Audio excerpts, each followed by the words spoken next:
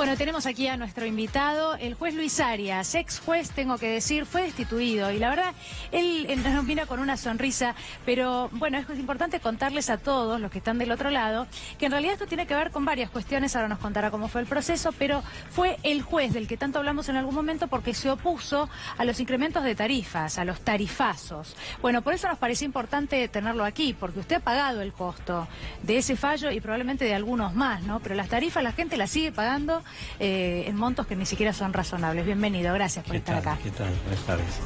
Sí, efectivamente, yo suspendí el aumento tarifario en la provincia de Buenos Aires en 2016.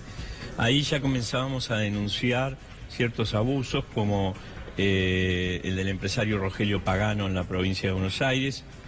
La provincia creó 4 distribuidoras eléctricas, una en el norte, otra en el sur, en la costa atlántica y en la región de La Plata. Y este empresario adquirió las 4 distribuidoras eléctricas, las 4 empresas, generando un monopolio, violando la ley, obviamente porque la ley no quiso que haya un monopolio, quiso que haya 4 empresas, el marco regulatorio eléctrico. Y a partir del aumento de la tarifa, del cuadro tarifario, obtuvo este señor, a través de su empresa DESA, entre 2.300 y 2.700 millones de pesos durante el ejercicio 2017. Pero no es el único que ganó. Todas las distribuidoras, todas las empresas energéticas han obtenido ganancias en miles de millones de pesos. Perdón que lo interrumpa tan pronto, pero es importantísimo lo que está diciendo, porque hay gente que todavía se repite y porque desde el gobierno nacional lo que repiten es eso, que no quedaba otra opción y que había que incrementar las tarifas porque la energía, bueno, es cara en el mundo, entonces por eso había que pagar de más. Es decir, las empresas no iban a pérdida, lo hemos contado muchas veces, pero es importante que usted lo diga. Es una gran mentira, es una gran infamia. ¿Por qué? Central Puerto, por ejemplo, Nicolás Caputo, en los últimos 6 meses, según un informe ahora de OTEC, del Observatorio de Energía, ganó 10.500 millones de pesos en 6 meses. ¿Por qué pasan estas cosas? Porque el gobierno dejó de subsidiar, digamos, le hicieron creer a la gente que el subsidio era malo, que el subsidio era algo que distorsionaba, que le hacía perder al Estado recursos, cuando en realidad Argentina, de acuerdo al Banco Mundial, en 2015 subsidió menos que países como Chile y Estados Unidos. Ni hablar de China, ¿no? Que subsidia muchísimo, sí. Muchísima parte del PBI de China está destinada a subsidiar la energía. ¿Por qué subsidia la energía? Porque eso le da más capacidad de consumo a las familias y eso deriva en un crecimiento de la economía, pero además para sostener la actividad de la pequeña y la mediana empresa, de las cooperativas, de las fábricas recuperadas, que son generalmente consumidores energéticos intensivos. Y entonces, sin ese subsidio, empiezan a cerrar y la consecuencia es la pérdida de trabajo, la pérdida de consumo de las familias, que están pagando a veces entre un 50 y un 60% de su salario en energía. Entonces, esto es lo que produce por un lado, pero por otro, pues fíjate, se le restan los subsidios al usuario y a las pequeñas y medianas empresas, pero se termina subsidiando a las grandes empresas distribuidoras.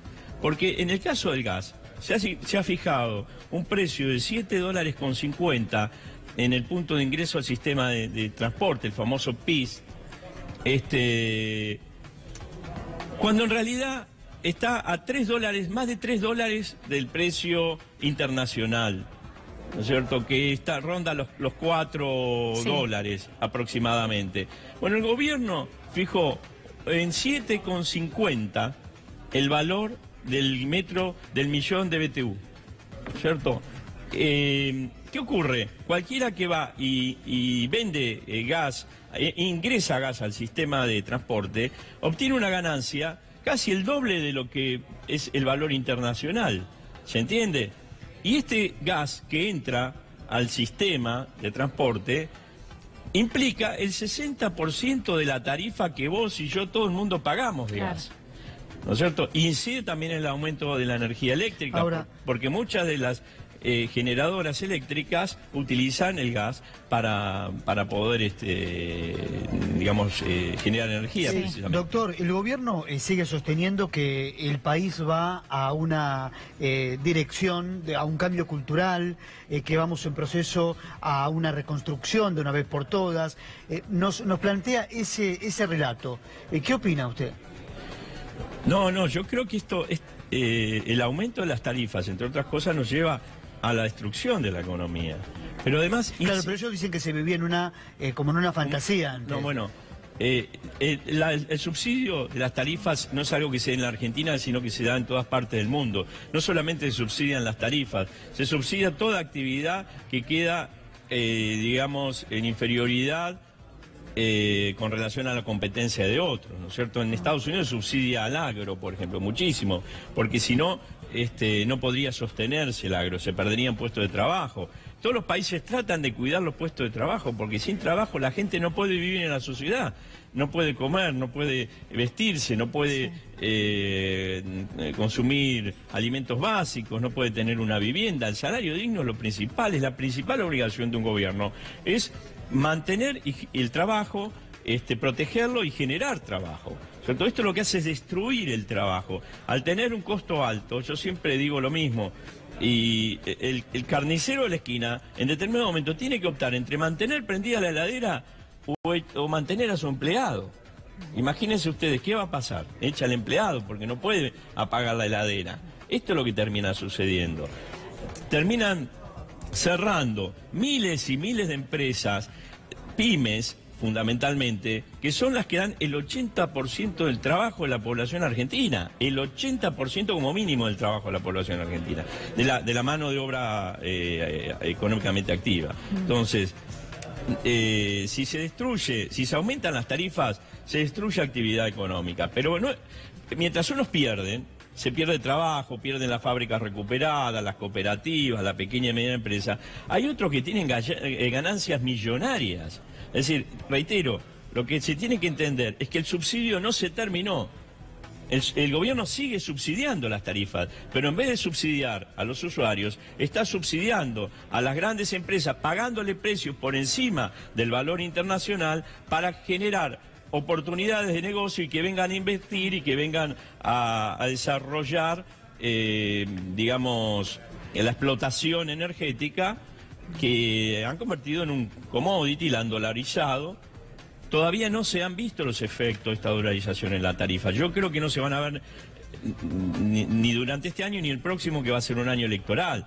Si cambia el gobierno el año que viene, se va a encontrar ahí sí con una pesada herencia, porque va a traer un atraso tarifario enorme que las empresas van a reclamar, producto de la devaluación de la moneda, producto del aumento del dólar, porque todo está dolarizado y es imposible trasladar eso a la tarifa. El gobierno va a tener que llegar a un acuerdo con las distribuidoras y las transportistas para, digamos, que no impacte definitivamente todo este aumento que hubo del dólar en esos últimos tiempos. Arias, usted pertenece a la rama de lo contencioso administrativo, que por naturaleza, su naturaleza es, a ver si estoy en lo correcto, bueno, enfrentarse de alguna manera al poder de turno, tomar decisiones que pueden molestar.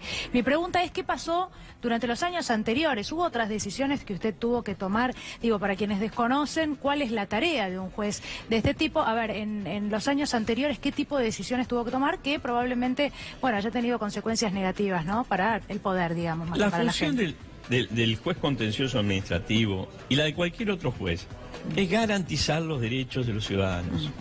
En este caso estamos hablando de tarifas. Sí. Garantizar que cuando se viola un derecho, y en este caso es el Estado el que viola un derecho, por acción o por omisión, el fuero contencioso administrativo tiene que de algún modo corregir ese rumbo, proteger los derechos cada vez que se solicita por parte de algún ciudadano. Esto para explicarlo en términos coloquiales simples. Bueno, lo que ocurre normalmente en el Poder Judicial es que nadie confronta con el poder, nadie garantiza un derecho cuando tiene que confrontar con el poder. Esto es algo usual. ¿Por qué? Y porque en definitiva los jueces se cobra igual el sueldo. Se confronte o no se confronte con el poder, confrontar con el poder tiene costos, el poder fáctico o el poder constituido. Y es gravísimo lo que está diciendo, porque para los ciudadanos es la única esperanza que queda. Porque en definitiva lo que se termina sacrificando para estar cómodamente alineado con el poder, se terminan sacrificando derechos de los ciudadanos. Yo siempre digo, cuando yo suspendí el aumento tarifario eléctrico en la provincia de Buenos Aires, éramos en el país cerca de 50 jueces que adoptábamos la misma decisión respecto de diversas tarifas. Hoy no existe un solo juez que suspenda el aumento tarifario, pese a que es peor que en 2016, y pese a que tenemos un fallo de la Corte de la Nación en la causa Cepis, donde ha establecido claramente los límites a la potestad tarifaria del Estado, ¿cierto? Tenemos el fallo de la Corte de la Nación, estamos en una situación peor, pero no hay ningún juez que se atreva a suspender las tarifas. Hubo adoctrinamiento. Hay un disciplinamiento hacia el interior del Poder Judicial, porque todos los jueces que intentamos avanzar en esa dirección, hemos sufrido ciertas retaliaciones o represalias políticas, ¿no es cierto? En el caso de Martina Fons, en mi caso, fundamentalmente, y yo creo que se intenta dar es una señal. Si hay un juez que lo destituye, y todos saben por qué me destituyeron a mí, que es de algún modo, por confrontar con el gobierno, no es que yo confronte, yo dicto sentencias, los gobiernos lo toman como una confrontación, no es la primera vez, vos me preguntabas de gobiernos anteriores, yo también suspendí el aumento tarifario de la tarifa de APSA en el año 2012, durante la gestión de Daniel Scioli. En 2013 también hubo un conflicto muy serio con el entonces ministro de Seguridad de la provincia, Ricardo Casal, por el número de víctimas de la inundación. Sí. Mis decisiones siempre fueron las mismas en todos los gobiernos. ¿El gobierno le molestó, a ver si me recuerda este hecho? También me acuerdo que lo fui a entrevistar a su despacho cuando usted firmó una solicitada.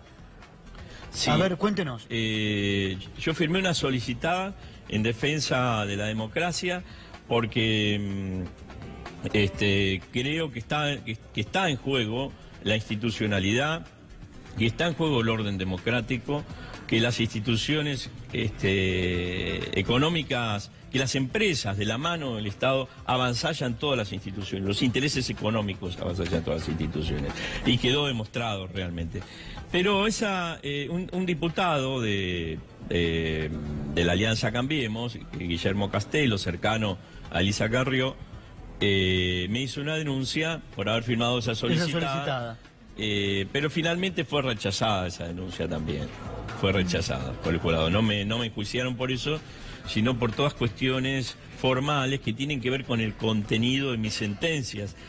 Una situación que es verdaderamente grave, porque el contenido de las sentencias solo puede ser controlado a través de las distintas instancias judiciales. Para eso están las cámaras de apelaciones, las cortes, provincial, nacional, pero no puede un fallo judicial, el contenido de un fallo, ser sometido a un control político a través de un juicio político de esa naturaleza, ¿se entiende? Y esto es lo que han hecho, lo que ha hecho este jurado, para justificar una decisión que yo había tomado, que ya estaba tomada de antemano, y que yo sabía que se iba a dar desde el momento mismo que suspendí el decreto de necesidad de urgencia del presidente de la Nación, que modificó la ley de medios, la ley de Servicio de Comunicación Audiovisual, eliminando el AFCA y creando el ENACOM. En ese momento dictó una medida cautelar y luego en el diario Clarín apareció una nota donde titulaba los jueces y fiscales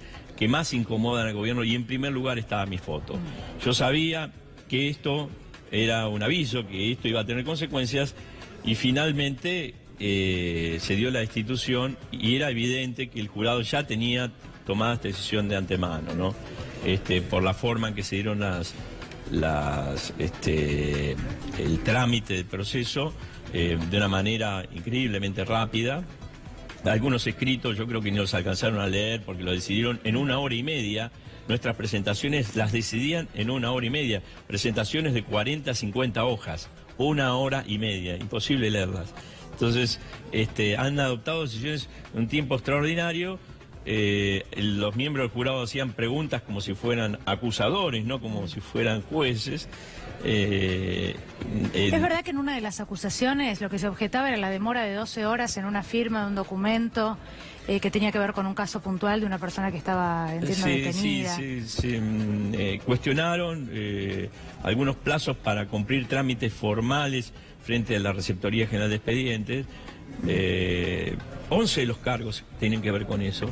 11. 11 de los cargos, los 21 cargos, sino 11 tienen que ver con demoras en mandar burocráticas, pero que tienen una razón, porque eran medidas urgentes, muchas en materia de salud, donde uno no puede arriesgarse a que se incumpla la medida cautelar mandando un expediente para que un órgano administrativo tome nota de quiénes son las partes, el objeto del proceso, Claro, ¿se entiende? claro. Entonces, lo que se hace primero es esperar que cumplan la medida cautelar y después se envían.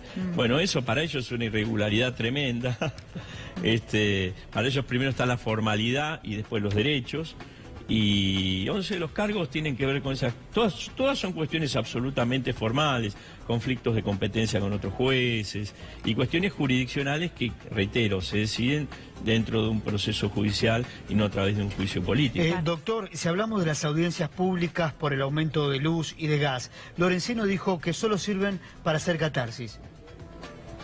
¿Coincide? No, yo creo que ni siquiera para eso. Me parece... Vuelvo a reiterar, pasa lo mismo que con Mingiuri. Primero se adoptan las decisiones y después se busca justificarlas. Esta es la constante de este gobierno. Es decir, se adoptan las decisiones en algún despacho o en alguna embajada y después se ve cómo se cumplen. Sucede a diario, sucede con los procesos judiciales. Primero se la encarceló a Milagro Sala y después se le buscó la vuelta, a ver, bueno, qué le encontramos, cómo arreglamos la situación judicial, cambiamos 2 jueces en el Superior Tribunal y ponemos los amigos. Es decir, estas cosas son las que deben preocuparnos, ¿no es cierto? O se culpa a una persona por un delito, se la, digamos, estigmatiza como una persona corrupta y después se empiezan a buscar las pruebas. Esto es una subversión del orden jurídico. Porque todos mantienen su inocencia hasta que no sean condenados. Primero tiene que haber una denuncia, una investigación, tiene que haber pruebas, tiene que haber un veredicto, una condena, tiene que dar firme, después viene el cumplimiento, la ejecución de la pena. Pero aquí es todo al revés. Primero se toman las decisiones y después se las justifica.